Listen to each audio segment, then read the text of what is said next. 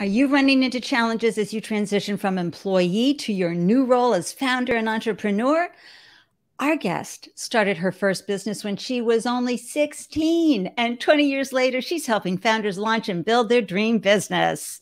Oh yeah, it's Fab Female Founder Friday on the Startup Life Live Show. Let's glow, everyone.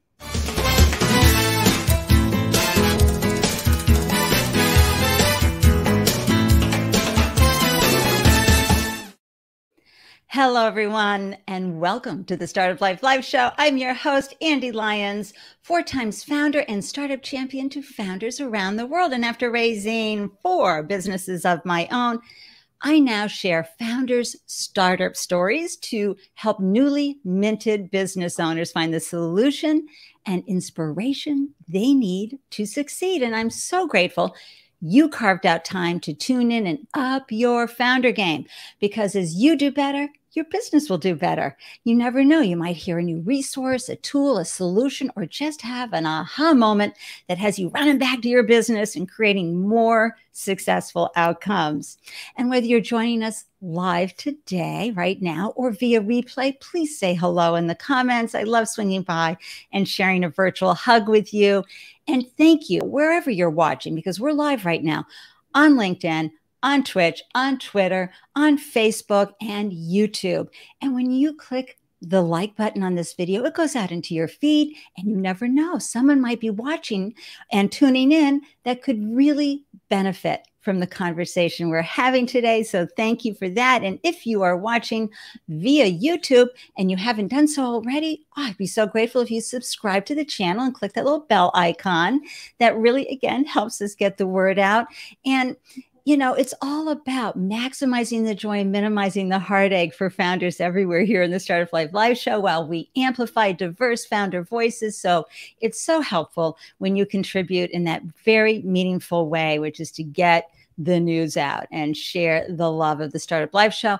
And hey, have you joined the Startup Life Live meetup group yet? Because this is how you get an alert whenever I post a new show. I mean, I'm constantly bringing amazing guests in, like Tina Wells today, who you're going to meet any second now. So join the meetup group. You go to bit.ly, Startup Life Live, or scan that QR code right there. And that way you'll receive an alert whenever I post a new show.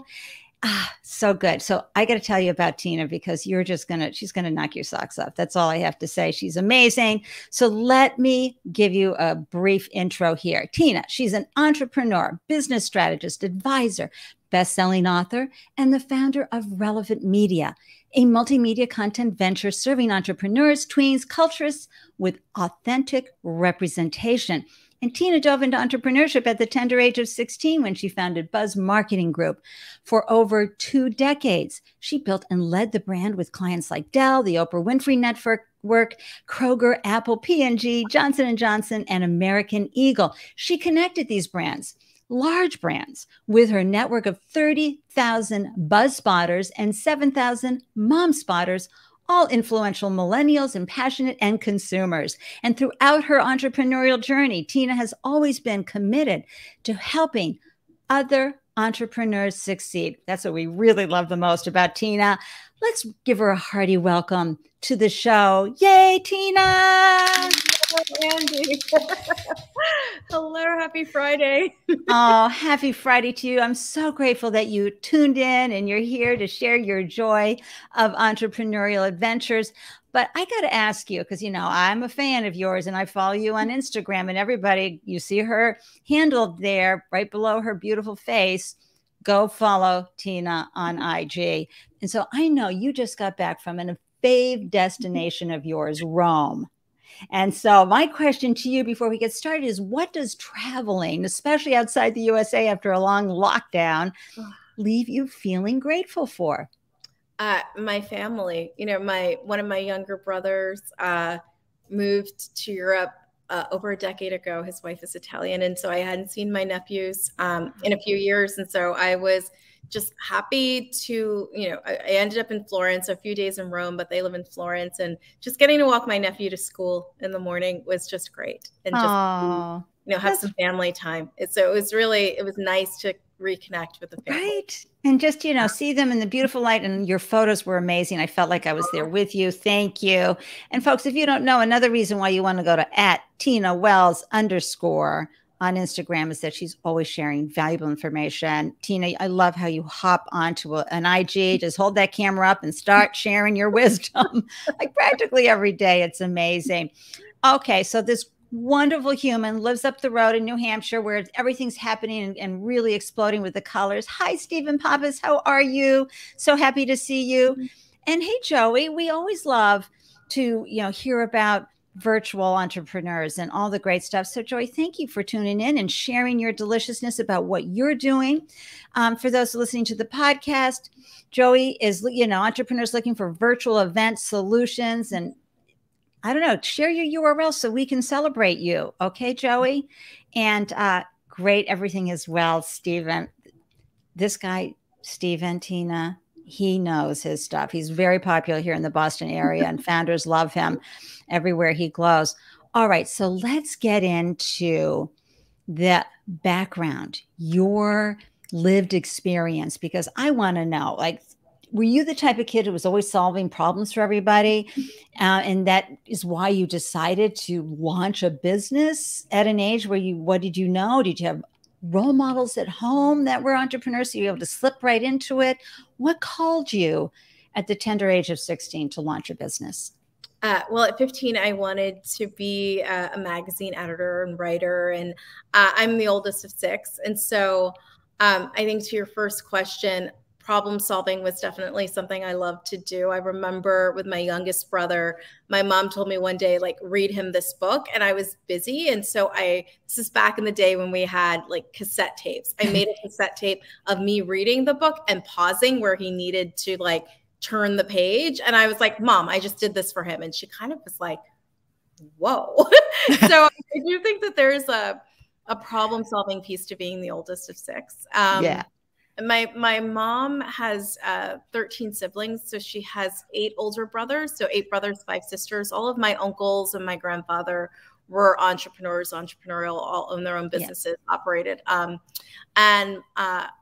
My family culture, I just think, my dad spent his career at Lockheed Martin. My mom spent her career in organizational management and HR. And so I learned all how to write a letter, all that stuff from my mom. Wow. And folks, that's really key, Tina, because a lot of times people can start a business, but they don't know some of the etiquette that you need to get in the door. But first of all, can I just say, at the age of 15, I just didn't even know what I wanted to eat next, let alone I want to be an editor of a publishing, at a major magazine. I think that's amazing when folks can, and I would look around at my age group and folks were very clear about what they wanted to do. And I would just wistfully go, that's amazing. But I can see too that you saw everybody around you, getting paid for what they were delivering versus being on payroll. Well, it's interesting though. As a teenager growing up in the 90s, I loved everything about the 90s. This was the time of Clueless and teen magazine 17. And I knew, being the oldest of 6, we got presents, our birthdays were a big deal. Christmas was a big deal. And in between, I had to be a little entrepreneurial about how I was going to get these things. So when I started writing and realized I was going to be a product review editor and companies would send me products for free for my opinion, that was the thing. I didn't realize I could make money yet. That was someone else who told me a few years into it, but I knew I could get the stuff. And so I find that that was it wasn't I'm going to start a business and I'm going to be I didn't know any of that. I just knew I like stuff. I love product testing. This is the coolest gig ever. And that's kind of where it would have stopped for me if I hadn't had the whispering saying, no, you have a business, you need to go figure out what that is. And did your parents chip in the way of just saying, hey, would be great and here's how you can respond and here's what you can do? Or they were like, she's on her own, you go, girl. I mean, they helped me I knew how to do business phone calls because of my mom. I knew how to write the business letters because of my mom. She took me to the county store to register my business when I was 16, but that was just to have a fashion show. That wasn't, there's so many stages of my business where I wasn't taking it seriously. It was I'm just going to do this thing to do the next thing. Like I remember even senior year of college, this is 6 years into my business. I had clients at this point like Johnson & Johnson and Verizon. And I said to my advisor, I'm going to try this for a year and then maybe I'll go to law school. So I wasn't. It still was like, this is kind of the thing that I'm doing. It gives me some good income. I've got some great clients, but this isn't really my calling. No, not at all. And it doesn't fit probably maybe what you had in your brain as far as how it should look for you after college. Not at all. You know, I had have a degree in communications. I really still very much thought maybe I want to go into journalism. I love the field. And so still thought I'm going to do this thing until I figure out what the other thing is I should be doing. Right. And so what I'm also curious about is how you kept all of this activity going while you finished high school, went on to college, and then went on and got a grad degree. Because this was, you had to keep your thumb on the pulse of, I'm assuming, the youth market, which it would have been millennials, and eventually the Z market. Of course, they weren't even being born until 98. But how did you keep that going? Is it just because you were just naturally curious? Well, I think it's important to realize, like at the start of my career, for a while, I was the market, right? And then, I am technically a Zennial, so I'm born in 1980. And so I have tendencies that I feel are millennial and other tendencies that I feel are very Gen X. I can kind of identify both of those. And so I really kind of started to do more and more research. That was the business. So my business was a research-based business until a client came to me and asked me about influencer marketing. So it didn't start out as an influencer business. And so that data has always been a part of it's what I love the most, is that deep dive. And I feel like that's almost what I wanted to do with investigative journalism, right? Was getting to what are the issues, what are the things. And so I just ended up doing that through a marketing career. I love that, because it's those great questions and diving deep. And folks, remember, great marketing people love the data. It is all about the data. In fact, not having data behind your marketing is like driving a car without a steering wheel. You really need to have it there. So Tina, as you were going along, it became more interactive. I mean, you were doing research, but then you started to do more. Talk a little bit about that, because it did start to evolve. What happened when you got your grad degree? What did you get your grad degree in? So what happened was I graduated from Hook College in Frederick, Maryland. It was a women's college. And I have a journalism degree. And so what I ended up doing was going to Wharton. They had a program many years ago called Wharton Programs for Working Professionals. And I said, I need to get a business education. I need to understand what I don't know.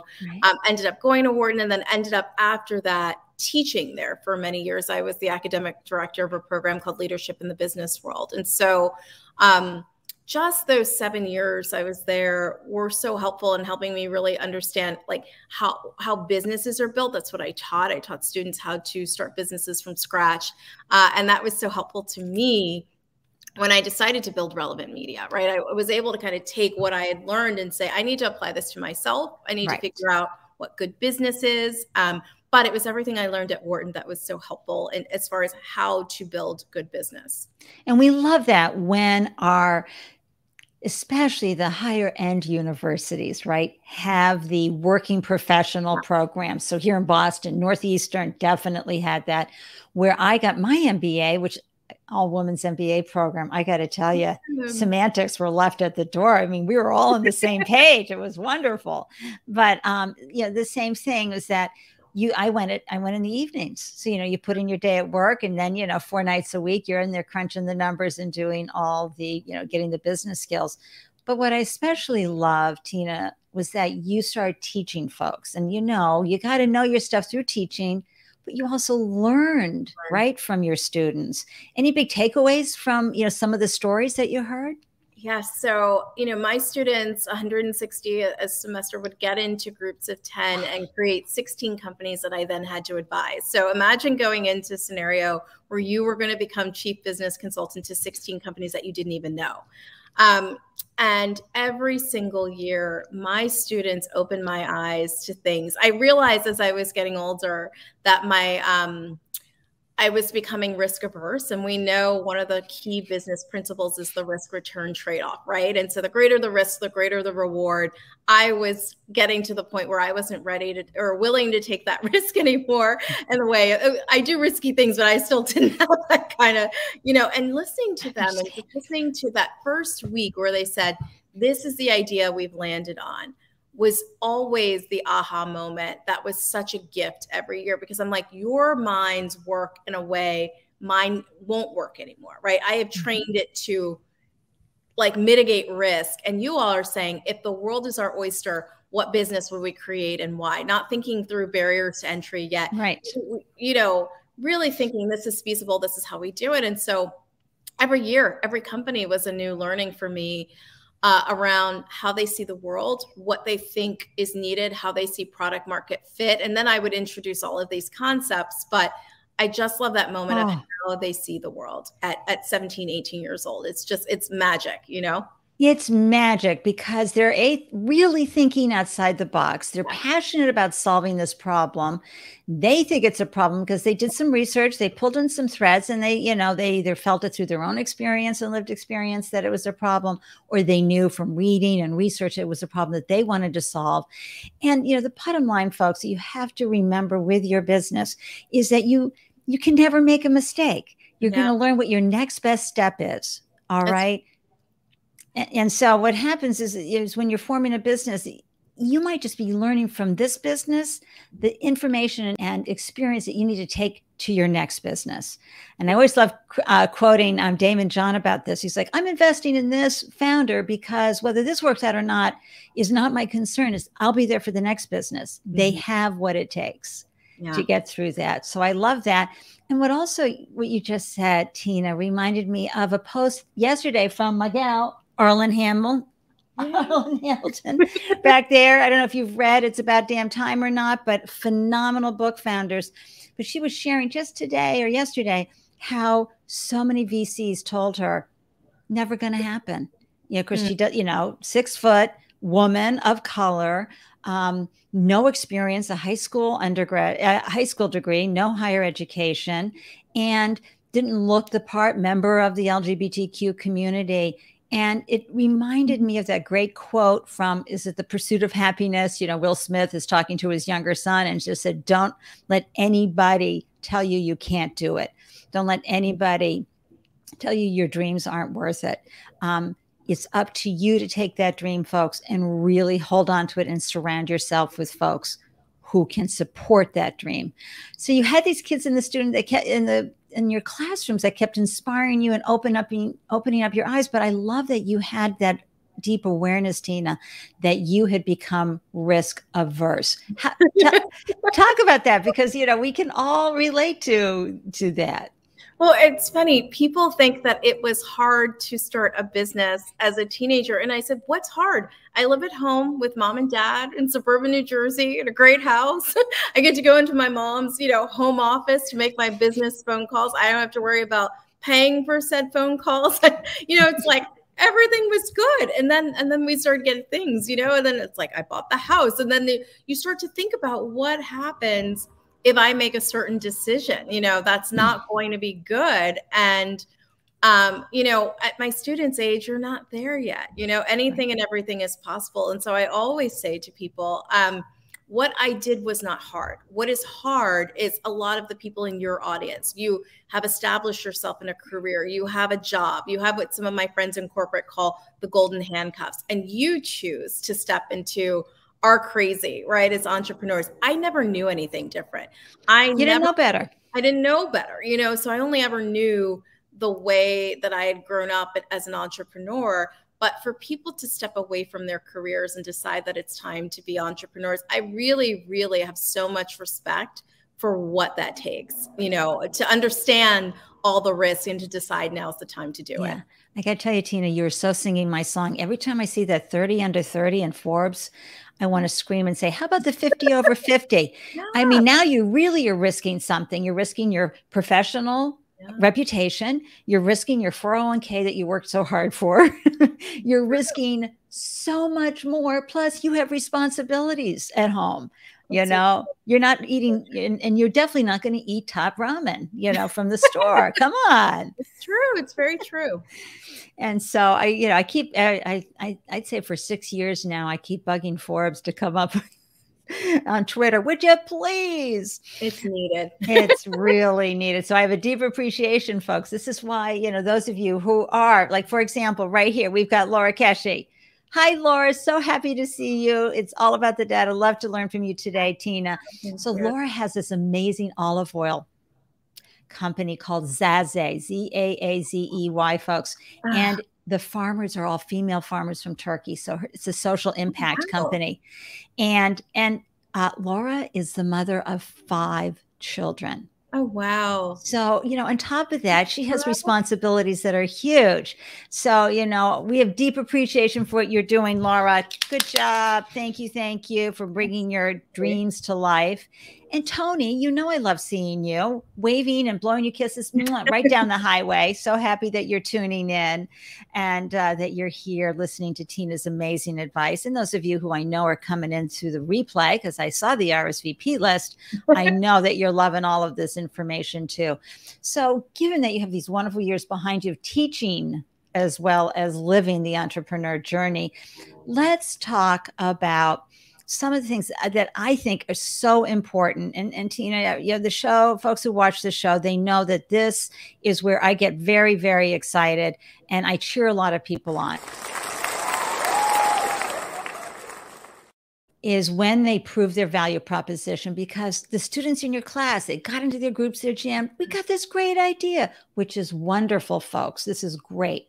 But then you've got to prove that people want to buy what you're providing. And you have to come up with your minimum viable product. You've got to find your customer segments, all of this. How did you help your students understand these important things like customer discovery and, finding that product market fit and customer acquisition? Oh my gosh. Yeah. How did you teach that? I mean, that's the thing, right? It's really teaching. And I teach through story a lot and through examples of companies who have done it, but it's all the things you're talking about that, it's not just having the idea. I have a whole feasibility tool that I take them through. I think it's also on my website. I created that so it's available to people who just want to understand, is this business feasible? It's incredibly important to understand if you're going to risk, your career, your savings. The most important thing to understand is product market fit. And then once as you said, you start to layer on your value proposition, your features and benefits. There are things you need to understand, like Porter's 5 forces that are, impacting business in general, right? Like we're in a place right now where there are supply chain issues, right? There's a supply chain crisis happening right now, and access to raw materials and things, it's a challenge, right? So you need to go into this business, any business, understanding what are the current challenges? What does the current landscape look like? What is creating any barrier to entry for me to reach my customer? And then there's a whole other side of who is the customer? What are they looking for? Where are they? How do they want to interact with you? And so we go through all of that. It's 4 weeks, but we get through all of it. That's a great jam session. And I'm having right now an Andelicious moment.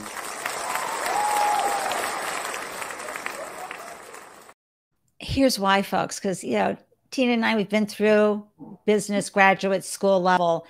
This is something they talk about that I never hear talked about, Tina, in quote, real life, which is something that is an outside force that could shut you down. The hurricane, the fire, the supply chain. We cannot deliver product to you, period, end of story. What? And it could be something simple. It could be one little nut in the whatever you're building, one little piece of glass you cannot get your hands on to finish it out. Or some, and I know in the UK, they're just struggling getting drivers for the trucks to deliver the goods.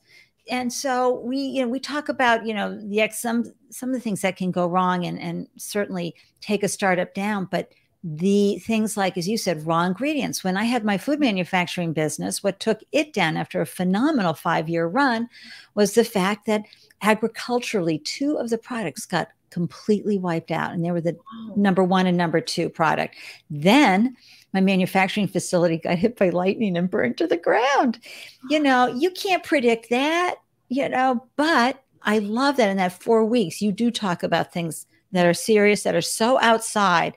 And folks, some things like that you can't mitigate, but you got to have the knowledge of what could take your business down, especially if you're raising money. You want the investors to know that you see that challenge clearly and you know it's there. Yeah, that's so true.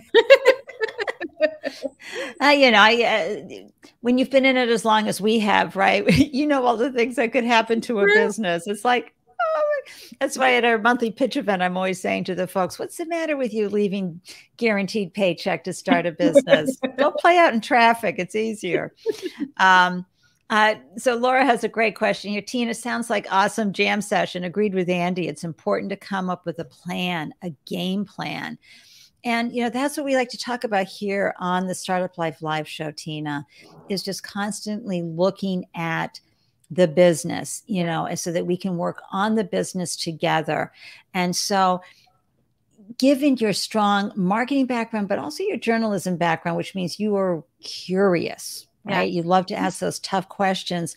What do you see when you're talking to someone, you know, today now, say if you're helping someone with a new business, what are some of the questions that you come up with, especially on the marketing end? Because once you prove it and everybody says, oh, I love it, I'm going to buy it. Yes. Then you launch it and you hear crickets.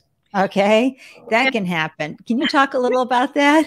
Yeah. So my first thought is always, I always say to my students, you have to go to 5, like, who are going to be your first 5 customers, and they cannot be friends and family, right? Because a lot of times friends and family can say, that's so great. It's a great idea. You should do it. And then, like you said, you launch and you're like, what happened? And so I really drill down understanding who your target is outside of friends and family, and then figuring out where to meet those people. And so whether it's a bricks and mortar, whether it's digital, you know, we've seen during, you know, the pandemic that the digital storefront became most important. I really want to understand who is your customer down to naming the person, right? That's something I used to do a lot when I had my agency and we were launching a new campaign on behalf of a client. We would name that target customer. Well, what is Anne really thinking? Well, what is Ben going to do? And we really kind of personified the entire, and we see that now with the customer avatars. I was doing psychographic research years before that was the thing to do, because I really felt like you need to understand who you're, like, really it needs to be so drilled down that you start to talk about your customer as a person or friend that you know. Right. And if you get to that point as a founder, that is when you know that you are really tuned in to what your marketing should be. When you can talk about that person as if they are a friend that you know, and you know what they're reading, what they're watching, if they're into a certain show or not, how they're consuming their news, how they're finding the next brand. You need to know all of those things. I love that. Something fierce. Thank you for sharing that, Tina. That's going to be a little segment I'll be putting out for sure for everybody, because once you know, as Tina was saying, everybody, that conversation you can have because you've named the person, you're having coffee with them or drinking wine with them, then you can use that language in your marketing. So whether it's, you know, online digital or through other sources, you are going to be speaking their language and you're going to be vibing with your tribe. Thank you so much for that.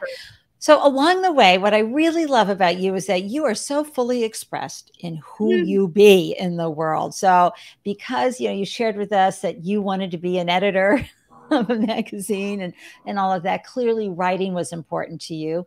And you took time out of your life to pursue and pull on that thread and became an author, which is just so incredible, especially for teen fiction and perhaps nonfiction. Share a little bit with us about your artistpreneur journey. Yeah. So I, again, never thought I would write middle grade fiction. That was really interesting. I was doing marketing for a publishing company and they had said to me, would you ever consider writing a book? And this was around the time that another well-known media and marketing company had started developing book and TV projects like Gossip Girl and Sisterhood of the Traveling Pants. And so it was what was happening at the time. And I thought, I'm way too busy running the agency to even consider that. And then I was doing some research about an emerging new consumer called a tween. And during a break from a focus group, a mom said to me, you seem to know about things like this. What should I do? My daughter is 10 and she's reading Gossip Girl. And that was the moment that I thought, okay, as a marketer, how would I approach this? Can I create something that would be really exciting and great for girls that is positive? And that was the idea. And that became McKenzie Blue. And that was my first tween series. And now years later, I'm on my fourth. And so that was the start. It was just how, I love to write and I started writing treatments and they were landing, because I'm not what one would say is a traditional writer. I do have this marketing background. I do come from, digital content and influencer. And so I approach the whole process of creating content for tweens in a really different way. But what does that mean in a really different way? So I really, my process is I start almost like with a marketing problem or a problem that needs a solution. Like, how do we talk to girls about all the values that matter, knowing that we're in a place where bullying is change, right? Back when I was a tween, the only way that would happen is if someone had a three-way call and we kept the other person quiet, right? We didn't have the tools to actually be mean, and we didn't have and it certainly couldn't last 24 hours a day. Right. Right. And the content, I think our access to content was really different. Our access was through Teen Magazine and 17 and TV shows. And I think our parents had the ability to control things in a way that's so different for parents now. Parents have a difficult, challenge of how they keep, control that flow of information. And so I really think about what's going on in the world. Where do my characters fit? How do I create representation across the board for characters that maybe aren't normally represented in middle grade fiction? Mm-hmm. What does that look like? And then how do I make it fun? And how do I get to at-risk readers who normally aren't, attracted? That's a lot to have on your agenda when you write a book. It's not, because what I would say, Ande, it's like, imagine building a product. This is the part where I teach my students about features and benefits. All I'm doing is talking about the features and benefits, right? Books are good for at-risk readers, talk about contemporary issues, include contemporary. These are just features and benefits. But the way I think about it is going back to who is the target market, right? So someone asked me the other day, well, are you concerned that kids aren't reading? I said, I am not, because remember a few years ago when there was a concern people weren't watching TV? And TV has never been better, right? What TV needed was innovation. And once the innovation took place, now TV is better than it's ever been. Do you remember when A-listers wouldn't make a TV show?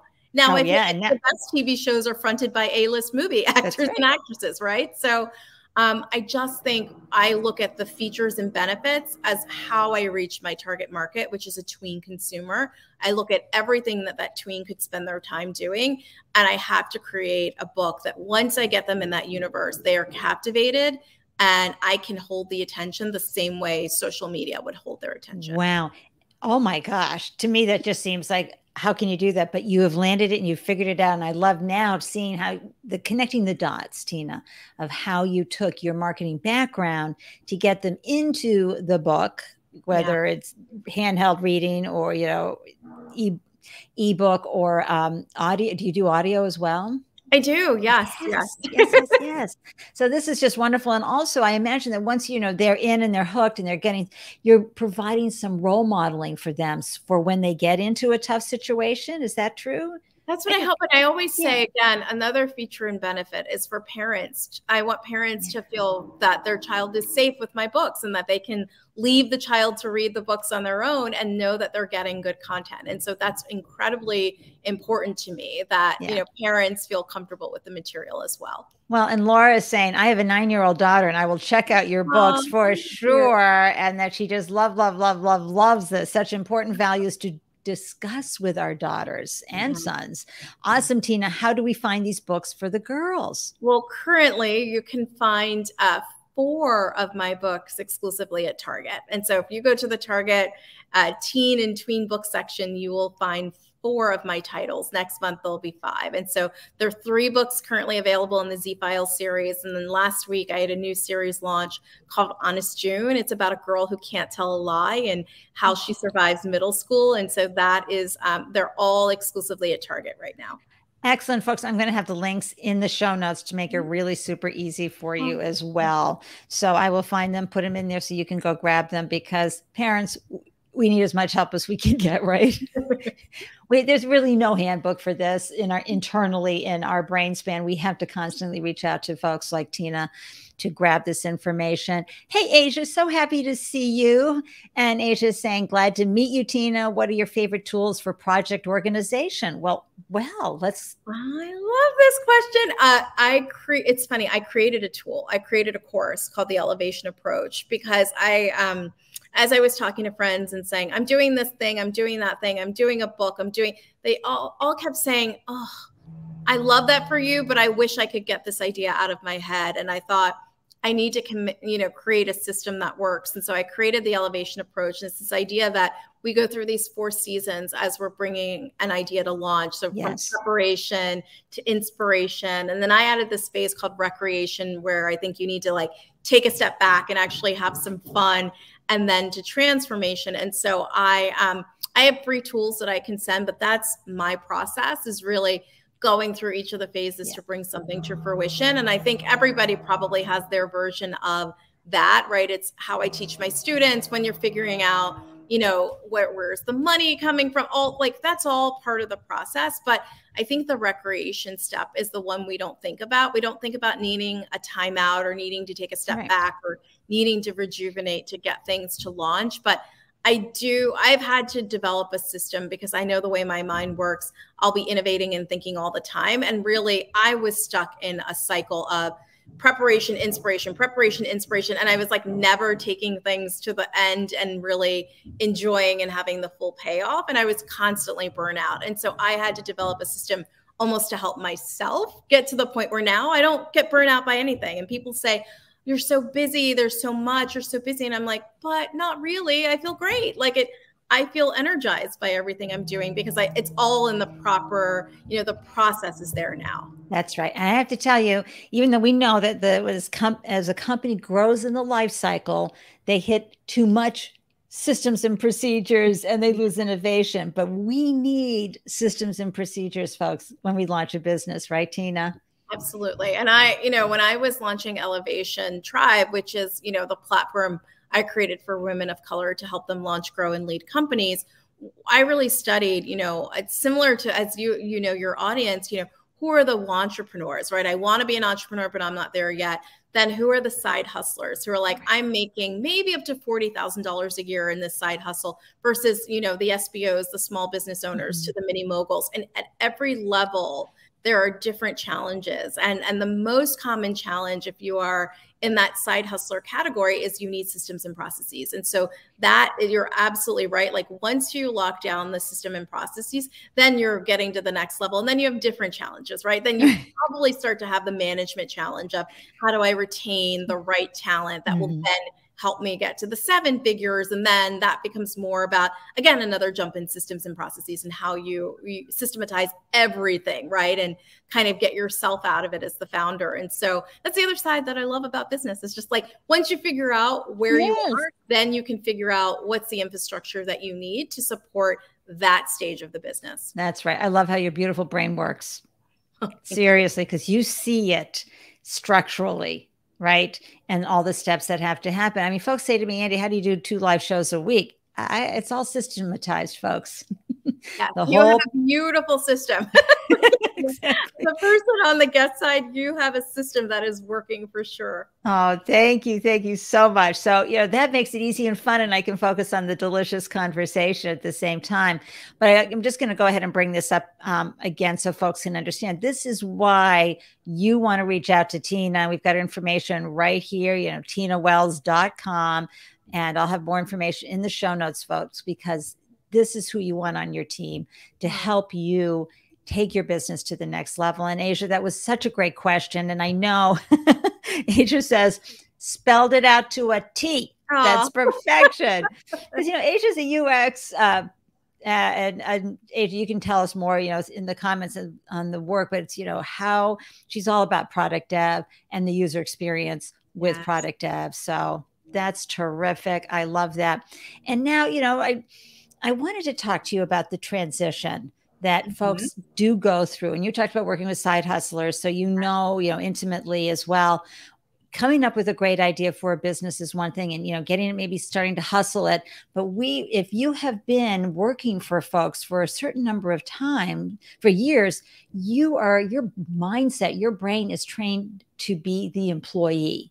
Yeah. And you're functioning at a completely different mindset requirement for performance and delivering and accountability and execution than you need to be as an entrepreneur. So I'd like to dive in with you, Tina, and have a conversation about how, newly minted founders can have an easier transition from the employee mindset to the entrepreneur mindset. And you recently had a wonderful IG episode around this topic. Say that. Where you framed it as a new season, and which is what I just love. Yeah. And folks, I just want to put in a huge stat right now. Our beautiful Black female entrepreneurs are launching businesses at a much higher rate than white male entrepreneurs. Okay, folks? And they're doing it in spite of almost zero lack of capital. And I mean access to that capital. So let's talk a little bit about transitioning from the role of employee to entrepreneur. Yeah. What advice do you have? So it's funny, I saw this trend years ago, almost 4 years ago to be exact, which is when I started Elevation Tribe, because I felt like we were living in the land of like the girl bosses of the world. And we were talking about female entrepreneurship. But as you've already pointed out, there are real challenges and nuances for women of color when it comes to launching, growing, and leading businesses. And so I really tried to focus on what those nuances are. I was in a very unique situation. Again, being a teenager, being at home with my parents, being able to grow, in my 20s, that I was able to develop both the network and net worth, which are incredibly important. And so knowing that women of color are growing and launching and doing this at a speed that's faster than anyone, I think a lot of times what happens is we hear the statistics around women, and especially Black women raising venture capital, and it can sometimes be a depressing conversation because, we know that less than 1% of venture is going to Black Black founders. But then when you look at the data around small business ownership, what's really exciting, right, is that of the 11 million plus small businesses owned by women, 46% are owned by women of color. So we look at this and say, well, what is happening that almost 1 in 2 of all businesses, all small businesses owned by women in America are owned by women of color?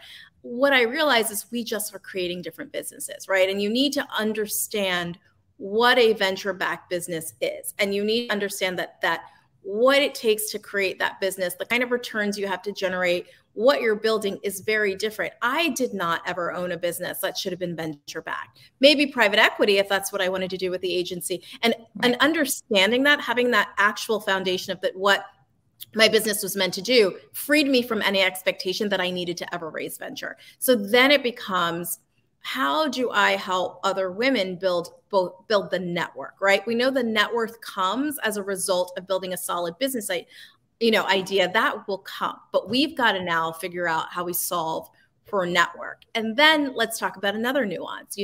Women of color are doing 30 hours plus a week of caregiving, on top of having full-time jobs. So they don't have a lot of time. They need to have a network. How do we start to make this happen? And then when you think about the women who can mentor, they are still in their careers trying to figure out how to get themselves to the next level. And so that was really all the things I was trying to solve for in creating Elevation Tribe. And what I was able to do was get these great conversations with women. I said, I want to have in a magazine or in a platform, the conversations that I have with my girlfriends at 10 o'clock at night when the kids are down and we are trying to solve a business issue, how we talk to each other. That's what I want to get out there. And so I would say what's so exciting now is that the information is available, that women are so giving with their time. They're doing shows like this and saying, I'm going to tell you what you need to know. And so for everyone, I would say the information is there. Take the time to get yourself educated on whatever it is that you need to know. The information is available. It's very different than things were in 1996 when I started, right? There was a lack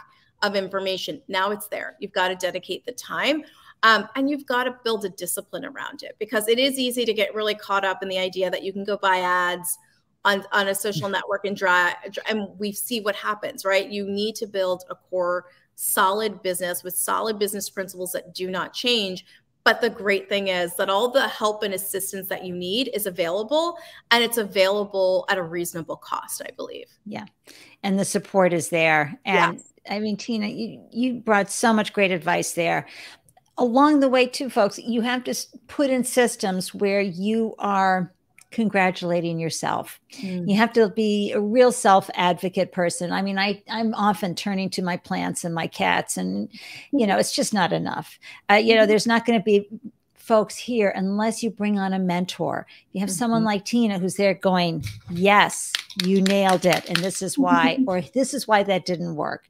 And you come out of whatever meeting that failed miserably, it's great to have someone who has an unbiased view of your world. Your family and friends can often be looking at what you're doing as a train wreck ready to happen. They are not entrepreneurial. Okay. So they don't understand how much fun it is to figure out that problem. And if you drop the ball again and again and again, sure, you have that moment of feeling terrible, right, Tina? But the next minute you're like, I got this.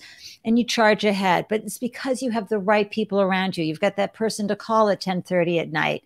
You've got your tribe, and the kids are down and saying, I'm exhausted, but I can't stop pulling on this. This has to happen.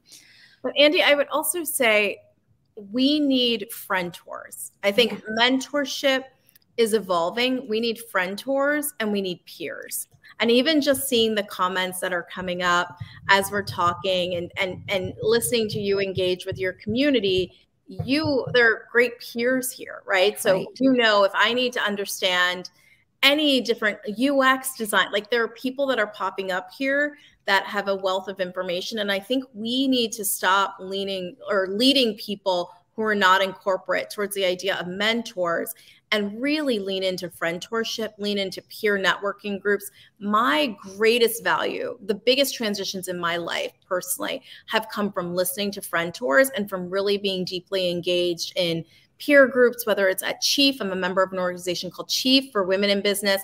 When it's sitting with that core group, being held accountable by peers has made the biggest difference in my life and made me, because they know where I'm at. It's the same where in my personal life, I have 5 siblings who are my peers, right? They hold me accountable and responsible to how I show up in our family. And so I think if I could really leave you with anything, it's this idea that you need friendtors, you need peers, and you need to organize yourselves in groups where you're giving honest feedback that's going to get each of you to the next level of business. Oh my gosh. Okay, everybody, here it goes.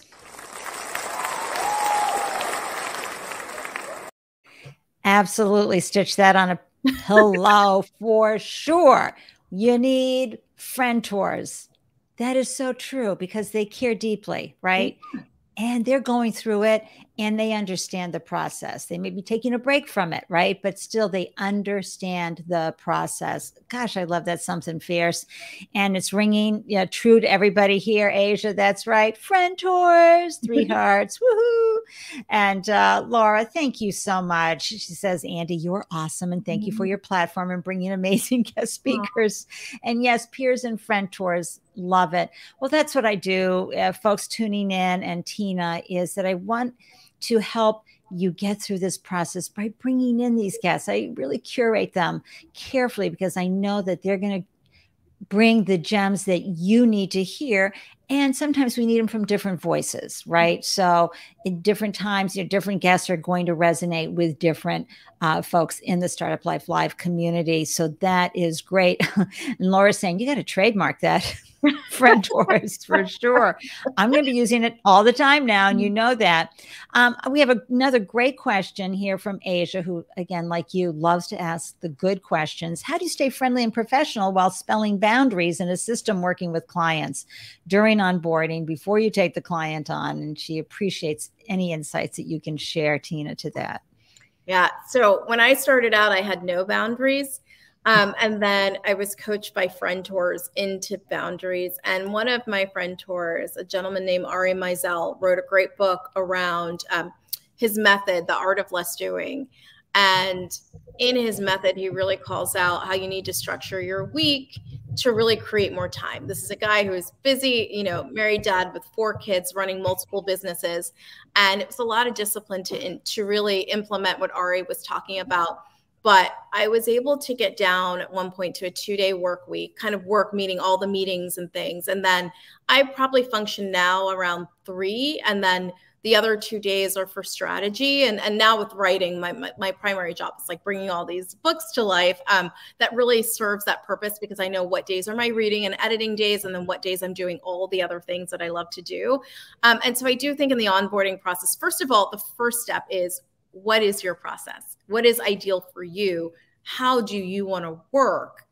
Where did you get that system, right? So whether it's an elevation approach or even like someone like Kate Northrup, who has Do Less and has the Origin community, like I would suggest that you get yourself into an accountability for what your process is going to be, and then start to articulate that to every stakeholder in your life. That can mean your family, right? That can mean your coworkers. And even in position, when I closed the agency, I moved into an interim CMO role, and I was still practicing this. And I thought, well, how's this going to go? And I said, well, here's how I normally approach my work. And the founder loved it. She said, that's great. We need to do the same thing here. And so that big meeting that I was worried about, happened every Thursday. And so I was able to still keep my Fridays and Mondays for strategy, which made me feel like I had this long 4-day weekend, and it works. And so I think when you can communicate how you work and why that's best, at the end of the agency, I was on this work schedule. Clients loved it, because what they heard is, you are putting in real time to figuring out solutions for my business. In those 2 days, you will not be on the phone.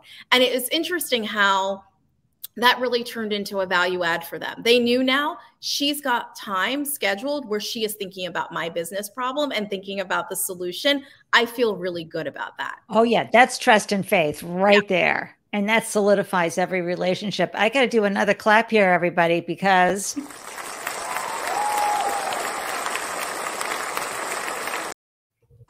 outstanding founder journey advice. Articulate this plan and action and boundaries to the constituents in your life, your family, your friends, right?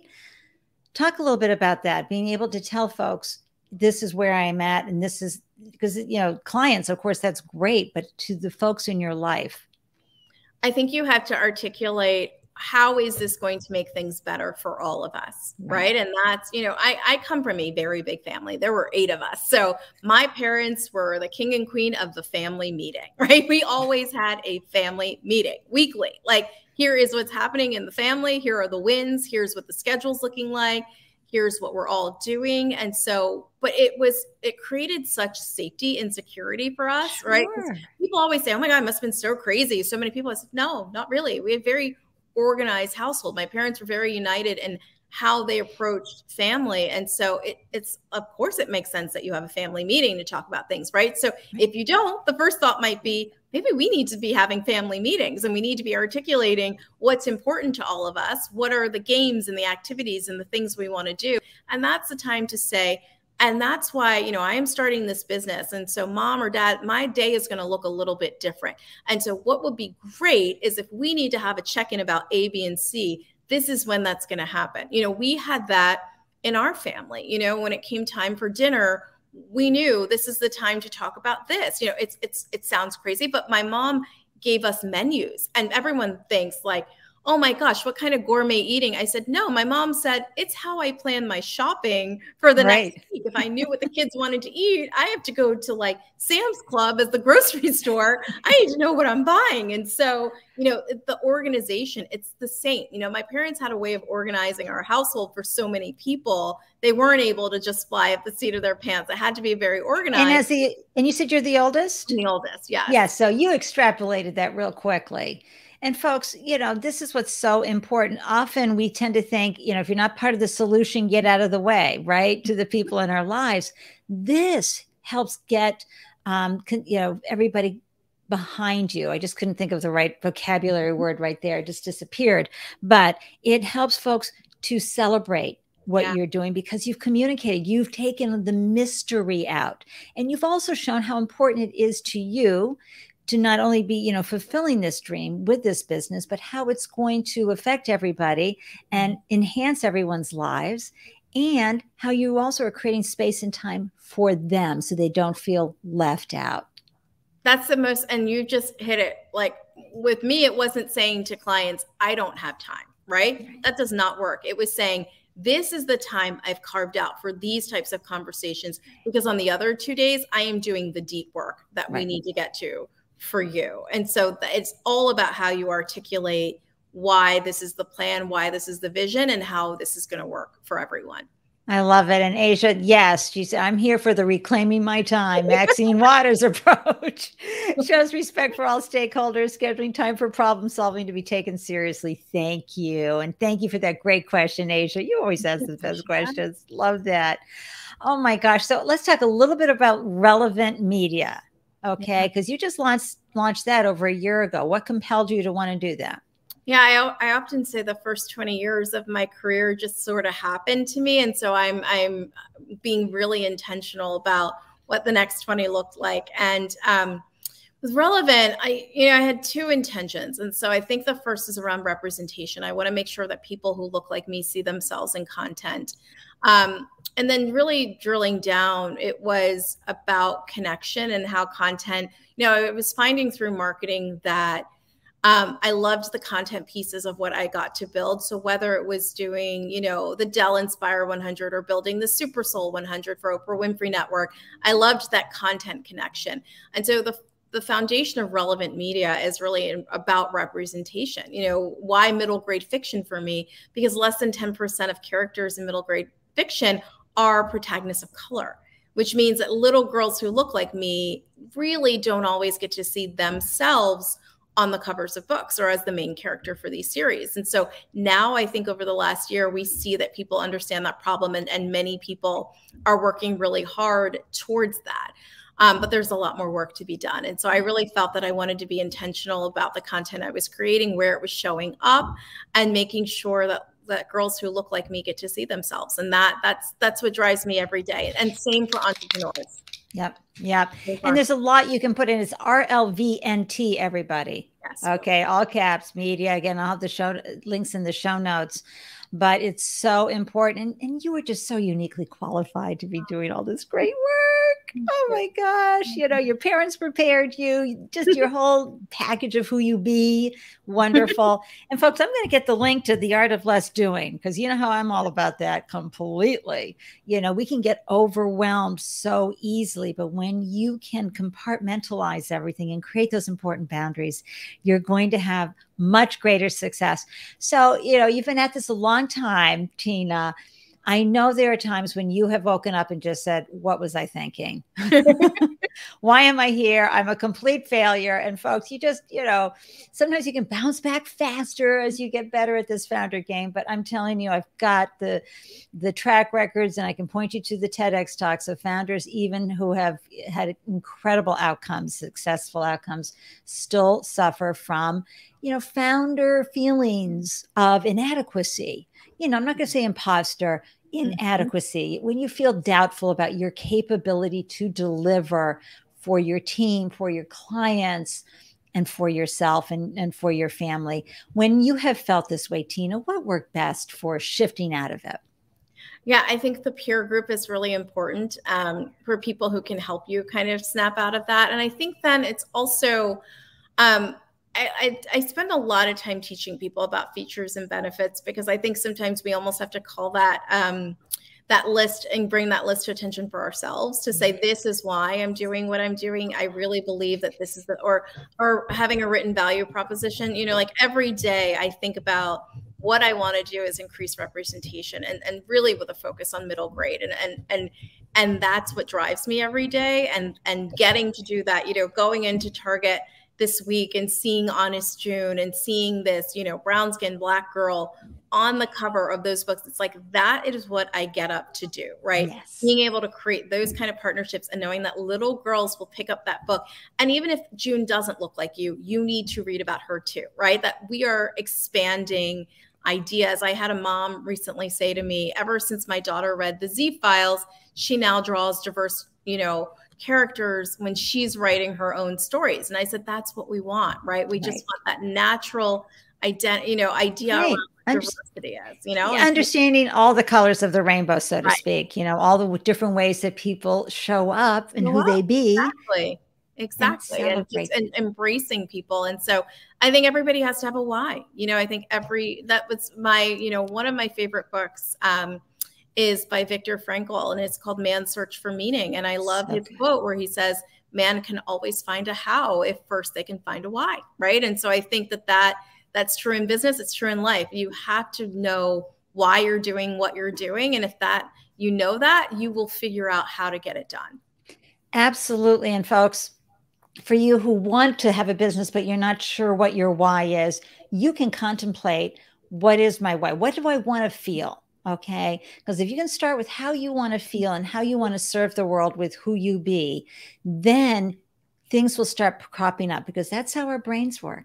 Mm-hmm. You know, you ask those questions and the next thing you know, you're being shown something. You're like, wow, this is really how I wanted to feel. Oh my gosh. Mm-hmm. Then you're confronted with, now, how do I do this? Okay. You know, you'll get through the dark days of the soul because you got your why. So I love that. And Laura, I love that you're asking, how do we get a signed autograph on your books? I have to work on new book plates. That is the next thing, is I got to figure that out. Well, Laura, I know you're on IG. Follow Tina on Instagram and you'll stay up on everything she's doing, and she'll let you know. She's also on Facebook as well. And you can do that. And yes, I agree, Asia, the value in this interview. Oh my gosh, the gems that have been laid down today. Easily, I might add, right? Tina, you've just been plopping them right down. Boom, boom, boom. All we need to do is mind them.